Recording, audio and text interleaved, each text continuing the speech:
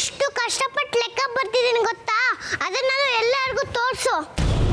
ಲೆಕ್ಕ ನೋಡೋಕೆ ಯಾರನ್ನೋ ಯಾಕೆ ಕರೆಸ್ಬೇಕು? ಮನೇಲಿ ಇದ್ದಾರಲ್ಲ.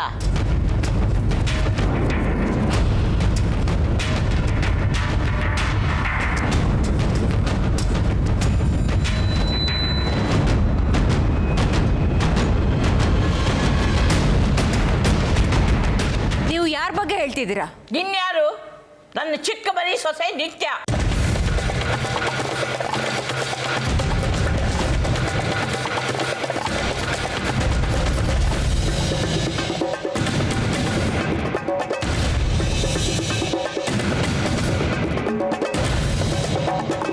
ನಿತ್ಯ ಬೈಲಿ.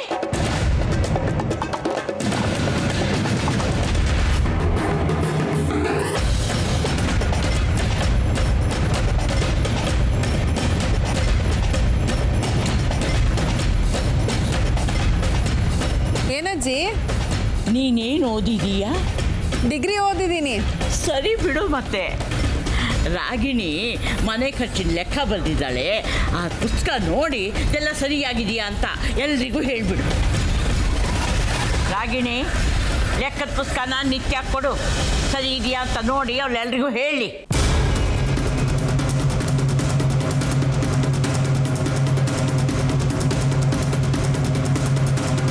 ಏನು? ನಿನ್ನೆ ಮೊನ್ನೆ ಬಂದಿರೋ ಇವಳಿಗೆ ನಾನು ಲೆಕ್ಕ ತೋರಿಸ್ಬೇಕಾ?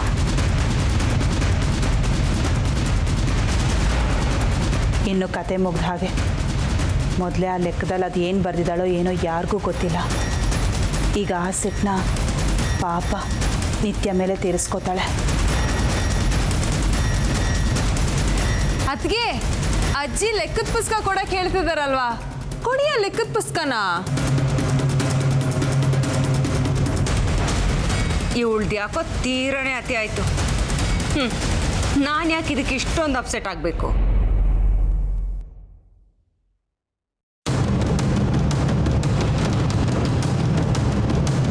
ನಾನು ಲೆಕ್ಕ ಮುಂದಿಟ್ಕೊಂಡು ಹೇಳ್ತಿಲ್ಲ ಅಂದ್ಕೊಂಡಿದ್ದಾಳೆ. ಈ ಲೆಕ್ಕದ ಅವಸ್ಥೆ ಏನಾಗಿದೆ ಅಂತ ಇವಳಿಗೆ ಗೊತ್ತಿಲ್ಲ.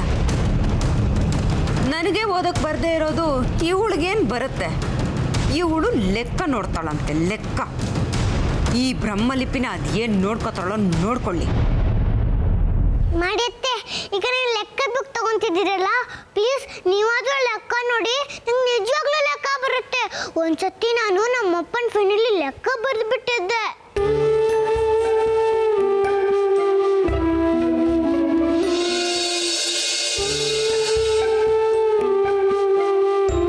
ಅಂಜು, 2 + 2 ಎಷ್ಟು ಹೇಳು? 1 2 1 2. ಎಷ್ಟು? 4. ಗುಡ್, ಬರಿ.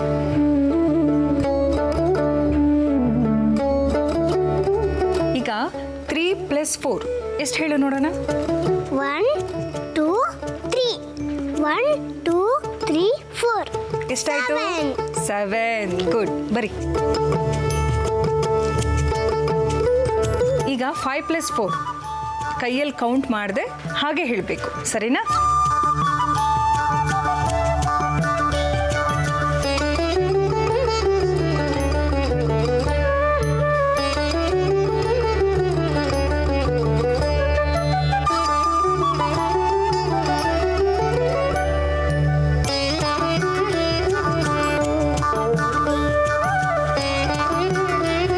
ಕಳ್ಳಿ, ನನಗೆ ಮೋಸ ಮಾಡ್ತೀಯ ನೀನು. ನಾನು ನಿನಗೆ ಹೇಳಿಲ್ವಾ ಕೈಯಲ್ಲಿ ಎಣಿಸ್ಬಾರ್ದು ಅಂತ? ಹಾಗೆ ಯೋಚನೆ ಮಾಡಿ ಹೇಳು ನೋಡೋಣ. ಗೊತ್ತಾಗ್ತಿಲ್ವಾ?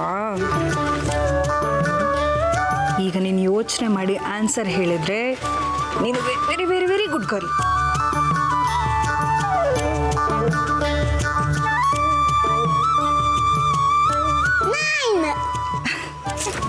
ಯು ಆರ್ ರಿಯಲಿ ಗ್ರೇಟ್ ಕಣೆ. You are very good girl. ಈಗ ನೀನು ನಿಜವಾಗ್ಲೂ ಗುಡ್ ಗರ್ಲ್. ಜಾಣೆ, ನನ್ನ ಮಗಳು ಜಾಣೆ ಆಗಿದ್ದಾಳೆ.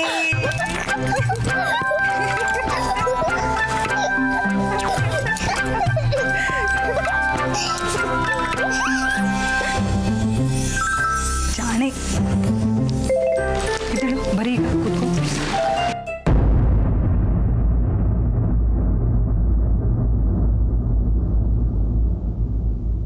ಏನಾಯ್ತು? ನಿಮ್ಮನ್ನೇ ಕೇಳ್ತಾ ಇರೋದು. ಹುಷಾರಾಗಿದ್ದೀರಾ ನೀವು? ಹುಷಾರಾಗಿದ್ದೀನಿ. ಯಾಕೆ ಆಫೀಸಲ್ಲಿ ಏನಾದರೂ ಪ್ರಾಬ್ಲಮ್ಮಾ? ಬಾಸ್ ನನ್ನ ಮೇಲೆ ತುಂಬ ಕೂಗಾಡಿದ್ರು. ಅಂತ ತಪ್ಪೇನು ಮಾಡಿದ್ರಿ ನೀವು?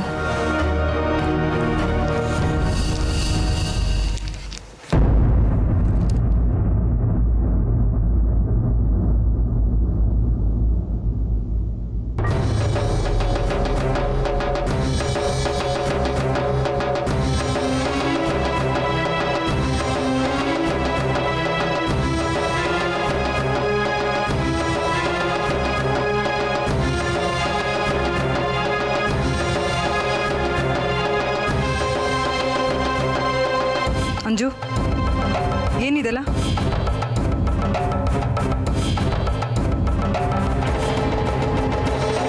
ಫೈಲ್ ಮೇಲೆ ಈ ಥರ ಗೀಚಿಟ್ಟಿದ್ಯಾ? ಎಲ್ಲಿ ಏನು ಬರಿಬೇಕು ಅನ್ನೋದು ಗೊತ್ತಾಗಲ್ವಾ ನಿನಗೆ? ನಿನ್ನಿಂದಾಗಿ ಇವತ್ತು ಪಪ್ಪ ಆಫೀಸ್ನಲ್ಲಿ ಬೈಸ್ಕೊಂಡಿದ್ದಾರೆ. ನೀನು ಗುಡ್ ಗರ್ಲ್ ಅಲ್ಲ, ಬ್ಯಾಡ್ ಗರ್ಲ್. ಹೋಗು, ಪಪ್ಪನ ಹತ್ರ ಸಾರಿ ಕೇಳು. ನಿನಗೆ ಹೇಳ್ತಾ ಇರೋದು, ಸಾರಿ ಕೇಳ್ತೀಯ ಇಲ್ವೋ? ಶಾಂತ, ಸುಮ್ಮನಿರು. ಪಾಪ ಅದಕ್ಕೇನು ಗೊತ್ತಾಗುತ್ತೆ?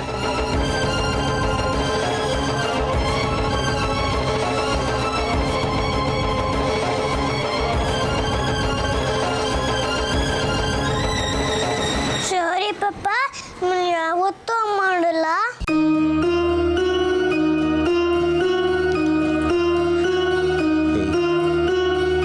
ನೀನು ಯಾಕೋ ಸಾರಿ ಕೇಳಬೇಕು? ನಾನು ಸಾರಿ ಕೇಳಬೇಕು? ಈ ಪುಟ್ಟ ಮಗು ಕೈಗೆ ಫೈಲ್ ಸಿಗುವಾಗ ಮಾಡಿದ್ಯಾರು? ನಾನಲ್ವಾ? ನಂದೇ ತಪ್ಪು. ನನ್ನಿಂದಾಗಿ ನೀನು ಸುಮ್ಮನೆ ಅಮ್ಮನ ಕೈಗೆ ಬಯಸ್ಕೊಂಡೆ ಅಲ್ವಾ? I am really sorry. Sorry Chinnu.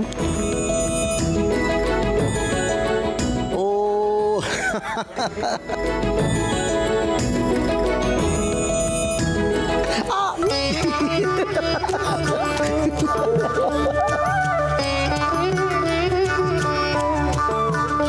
Thank you, thank you, thank you.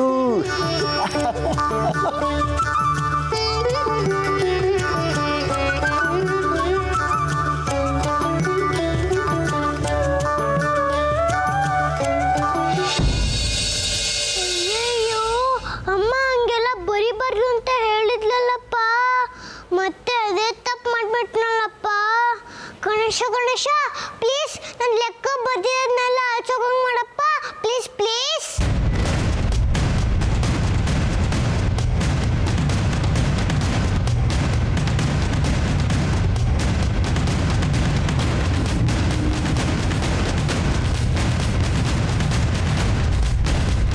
ಅತ್ತಿಗೆ, ಅಜ್ಜಿ ಲೆಕ್ಕದ ಪುಸ್ತಕನ ನನಗೆ ಕೊಡು ಅಂತ ಹೇಳಿದ್ರಲ್ವಾ?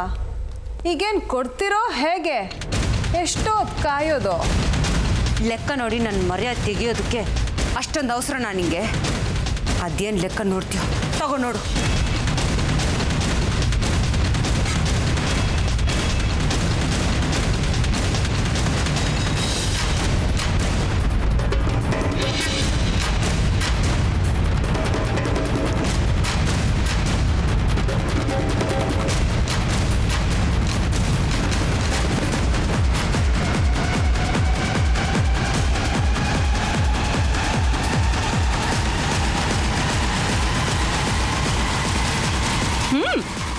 ನೋಡು ನೋಡು, ಚೆನ್ನಾಗಿ ನೋಡು. ಅದು ಹಲ್ಮಿಡಿ ಶಾಸನ. ನೀನು ಅದನ್ನು ಓದ್ಬಿಟ್ರೆ ನಿನಗೆ ನಾನು ಸೆಲ್ಯೂಟ್ ಹೊಡೆದು ಬಿಡ್ತೀನಿ.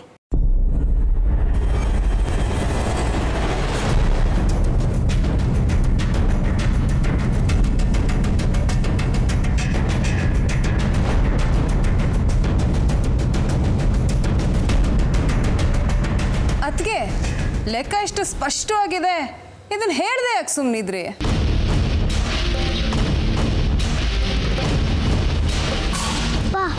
ಸದ್ಯ ನಾನು ಬರ್ದಿದ್ದ ಲೆಕ್ಕ ಎಲ್ಲ ಅಳಿಸೋಗಿದೆ ಅನ್ಸುತ್ತೆ. ಇನ್ಮೇಲೆ ಈ ಥರ ದೊಡ್ಡ ಬುಕ್ಕಲ್ಲಿ ಏನೂ ಬರೆಯಲ್ಲ.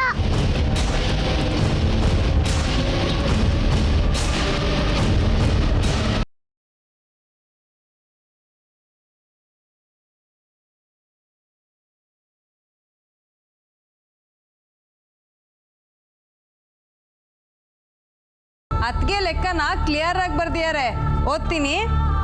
ಫೌಂಡೇಶನ್ಗೆ ಸಿಮೆಂಟ್ 500 ಮೂಟೆ, ಮರಳು 100 ಲೋಡ್, ಕಬ್ಬಿಣ 25 ಟನ್,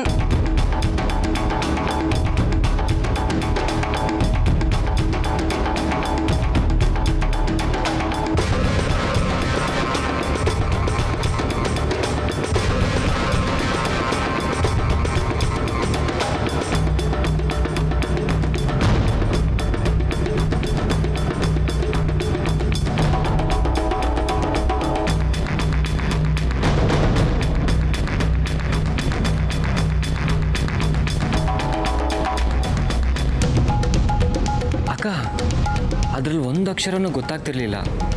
ಇವಳು ಯಾಕೆ ತಡವರಿಸ್ದೆ ಓದ್ತಿದ್ದಾಳೆ? ನನಗೂ ಅದೇ ಗೊತ್ತಾಗ್ತಾ ಇಲ್ಲ ಶಶಾಂಕ್.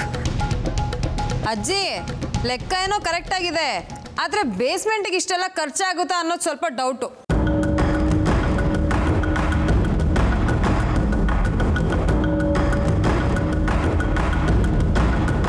ರೀ, ಅದೇನಾಗಿದೆ ಅಂತ ಸ್ವಲ್ಪ ವಿಚಾರಿಸ್ಬಾರ್ದಾ? ನಿತ್ಯ ಕೊಡಮ್ಮ ಇಲ್ಲಿ, ಎಲ್ಲಿ ಏನಾಗಿದೆ ನೋಡೋಣ.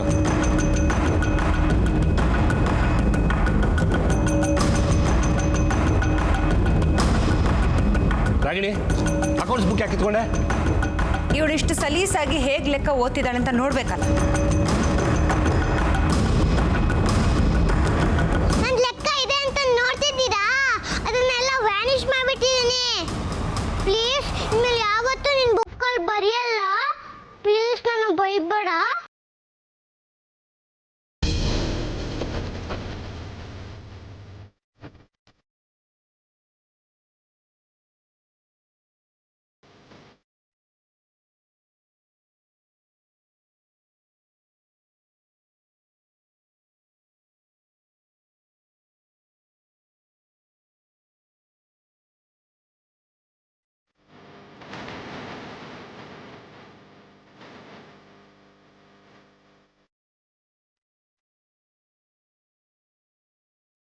ಸದ್ಯಕ್ಕೆ ಈ ಲೆಕ್ಕದ ಪುಸ್ತಕ ನನ್ನ ಹತ್ರನೇ ಇರಲಿ. ಆ್ಯಕ್ಚುಲಿ ಎಷ್ಟು ಖರ್ಚಾಗಿದೆ, ಈ ಲೆಕ್ಕ ಎಷ್ಟು ಬರೆದಿದ್ದೀರಾ, ಎಲ್ಲಿ ಏನು ಗೋಲ್ಮಾಲ್ ಆಗಿದೆ ಅಂತ ನಾನು ಚೆಕ್ ಮಾಡ್ತೀನಿ.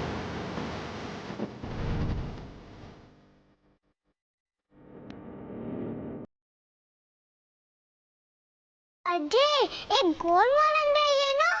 ಗೋಲ್ಮಾಲ್ ಅಂದರೆ ಮೋಸ ಮಾಡೋದು ಅಂತ. ಹೀಗೆ ಸುಮ್ಮನೆರು, ನಾನು ಆಮೇಲೆ ಹೇಳ್ತೀನಿ.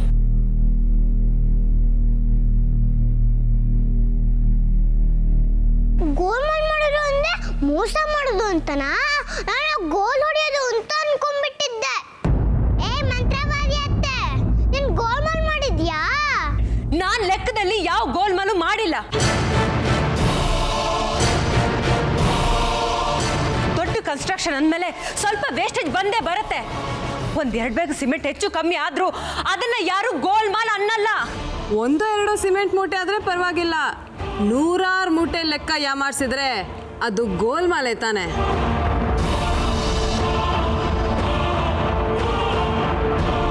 ಅಂದರೆ ಗೋಲ್ಮಾಲ್ ಆಗಿರೋದು ನಿಜ. ನಿತ್ಯ, ನೀನೇ ಸರಿಯಾಗಿ ಲೆಕ್ಕ ನೋಡು. ಇದೇನು ನೋಟನ್ನು ನೀರಲ್ಲಿ ಹಾಕೋ ಆಟಕ್ಕೆ ಕೆಟ್ಟು ಹೋಯ್ತಾ? ಎಷ್ಟು ದುಡ್ಡು ನೀರು ಪಾಲಾಗಿದೆ ಅನ್ನೋದನ್ನ ನಾನು ತಿಳ್ಕೋಬೇಕು. ಇದೇನಪ್ಪ ಇದು? ನೋಟನ್ನ ನೀರೊಳಗೆ ಹಾಕೋದು ಒಂದು ಆಟನ? ಗೊತ್ತೇ ಇರ್ಲಿಲ್ಲಲ್ಲಪ್ಪ. ಏ ರಾಗಿಣಿ, ರಾಗಿಣಿ ನಿಂತ್ಕೊಳೆ. ಅಜ್ಜಿ, ಮಂತ್ರವಾದಿ ಅತ್ತೆ ಹೊಟ್ಟೋದ್ಲು. ಈ ಮಿಕ್ಕಿದರು ಹೋಗ್ತಾರೆ ಅಂತ ಕಾಣುತ್ತೆ. ಯಾರು ಹೋಗ್ತಿರೋದು? ಯಾರು ಹೋಗೋ ಹಾಗಿಲ್ಲ. ನನ್ನ ಮಾತು ಇನ್ನೂ ಮುಗಿದಿಲ್ಲ.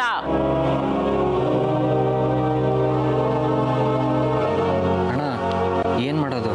ಅಕ್ಕ ಸಿಟ್ಟು ಮಾಡ್ಕೊಂಡು ಹೊರಟೋದ್ಲು. ನನಗೂ ಏನು ಮಾಡಬೇಕು ಅಂತಲೇ ಗೊತ್ತಾಗ್ತಿಲ್ಲ.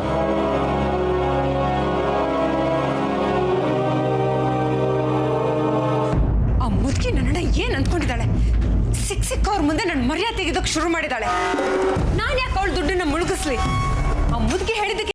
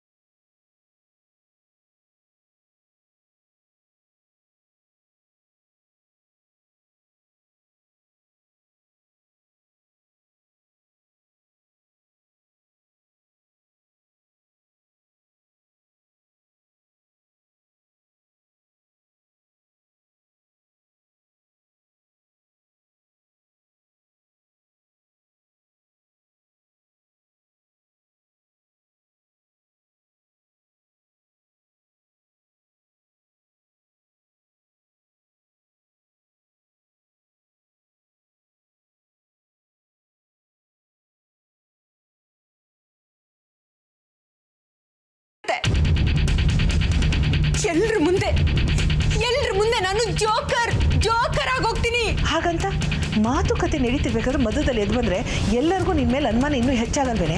ಬಾ ವಾಪಸ್ ಹೋಗೋಣ. ಏನು ವಾಪಸ್ ಅವ್ರ ಮುಂದೆ ಹೋಗಿ ಕೈ ಕಟ್ಕೊಂಡು ನಿಂತ್ಕೊಂಡ್ಬಿಡದ? ನೆವರ್. ಈ ರಾಗಿಣಿ ಯಾರ ಮುಂದೆನೂ ತಲೆ ತಗ್ಸಲ್ಲ. ಆ ಚಿಕ್ಕಮ್ಮ ಅಣ್ಣನ ಮದುವೆಯಲ್ಲಿ ನುಂಗಿ ನೀರು ಕುಡ್ದಿಲ್ವಾ? ಈಗೇನೋ ದೊಡ್ಡದಾಗಿ ನಾನು ಗೋಲ್ಮಾಲ್ ಮಾಡಿದ್ದೀನಿ ಅಂತ ಹೇಳಕ್ ಬರ್ತದೆ. ಆ ಡಿಫೆಕ್ಟಿವ್ ಮುದುಕಿಗೆ ನನಗಿಂತ ನನ್ನ ಮೊನ್ನೆ ಬಂದಿರೋ ನಿತ್ಯನೇ ಹೆಚ್ಚಾಗೋಗಿದ್ದಾಳೆ. ನನಗೂ ಈ ಚಿಲ್ಲರೆ ವ್ಯವಹಾರ ಮಾಡಿ ಸಾಕಾಗೋಗಿದೆ ಅಮ್ಮ. ನೋಡ್ತಾ ಇರು ನನಗೇನು ಮಾಡ್ತೀನಿ ಅಂತ. ಏನೇ ಮಾಡ್ತೀಯ ರಾಗಿಣಿ? ಮನೆನಾದ್ರೂ ಕಟ್ಟಿಸ್ಕೋ, ಯಾವಳ ಕೈಲಿ ಲೆಕ್ಕನಾದ್ರೂ ಬರೆಸ್ಕೋ ಅಂತ ಮಿಕ್ಕಿರೋ ಚಿಲ್ಲರೆ ದುಡ್ಡನ್ನೆಲ್ಲ ಆ ಮುದುಕಿ ಮುಖದ ಮೇಲೆ ಎತ್ತು ಬಿಟ್ಟು ಬರ್ತೀನಿ. ಏ ರಾಗಿಣಿ, ರಾಗಿಣಿ!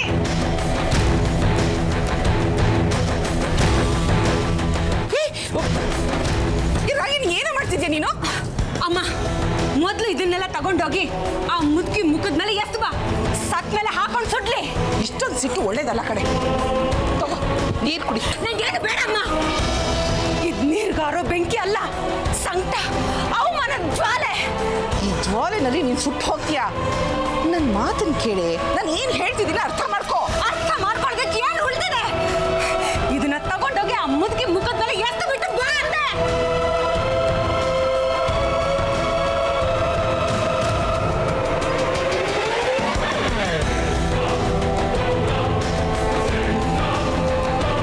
ನೀನ್ ಯಾಕೆ ಇಲ್ಲಿಗೆ ಬಂದೆ? ನಾವು ಎಷ್ಟು ಸಂಕಟ ಪಡ್ತಿದೀವಿ ಅಂತ ನೋಡಿ ಮಜಾ ತಗೊಳ್ಳೋದಕ್ಕೆ ಬಂದ್ಯಾ? ಇಲ್ಲ ಮತ್ತೆ ಉರಿಯೋ ಬೆಂಕಿ ಮೇಲೆ ತುಪ್ಪ ಸುರಿಯಕ್ಕೆ ಬಂದ್ಯಾ? ತುಪ್ಪ ಇಲ್ಲಿದೆ, ತುಪ್ಪ ತಿಂಡಿಗೆ ಹಾಕೊಳ್ಳೋದು. ಅಮ್ಮ ಬೆಂಕಿಗೆ ತುಪ್ಪ ಸುರಿಕೊಡ್ರೆ ದಡ್ರ. ಇಲ್ಲ ಅತ್ತೆ, ನಿಮ್ಮಿಬ್ಬರಿಗೂ ಬೇಜಾರು ಮಾಡಬೇಕು ಅಂತ ನಾನು ಇಲ್ಲಿಗೆ ಬರಲಿಲ್ಲ. ಅಜ್ಜಿ ಇನ್ನೂ ಏನೋ ಹೇಳೋದಿದೆಯಂತೆ, ನಿಮ್ಮಿಬ್ಬರನ್ನ ಕರೆಯೋದಿಕ್ಕೆ ಹೇಳಿದ್ರು, ಅದಕ್ಕೆ ಬಂದೆ. ಹೇಳೋದಕ್ಕಿನ್ನೂ ಏನು ಬಾಕಿ ಉಳಿದಿದೆ ಅಂತ ಆ ಮುದುಕಿಗೆ? ಎಲ್ರ ಮುಂದೆ ನಮ್ಮನ್ನ ಅವಮಾನ ಮಾಡಿ ನಮ್ಮ ಮಾನ ಮರ್ಯಾದಿನ ಹರಾಜ್ ಮಾಡಿ ಹಾಕಾಯ್ತಲ್ಲ. ನೋಡು, ನಾನು ಅಮ್ಮ ಇಬ್ರು ಬರಲ್ಲ. ಅದೇನ್ ಮಾಡ್ಕೋತಾಳೋ ಮಾಡ್ಕೊಳ್ಳಿ. ಹಾಗಂತ ಹೋಗಿ ಹೇಳು. ಒಂದು ಕ್ಷಣನೂ ನೀನ್ ಇಲ್ಲಿ ನಿಂತ್ಕೋಬೇಡ. ಹೊಟ್ಟೋಗಿ ಇಲ್ಲಿಂದ, ಹೊಟ್ಟೋಗು. ಅಮ್ಮನೂ ಎಲ್ಲರೂ ಬೈತಾರೆ. ಅಮ್ಮ ನೀನು ಹೋಗಮ್ಮ. ಅಜ್ಜಿಗೆ ಹೇಳಿ ಮಂತ್ರವಾದಿ ಎತ್ತಿಗೆ ಜೋರ್ ಮಾಡಿಸ್ತೀನಿ.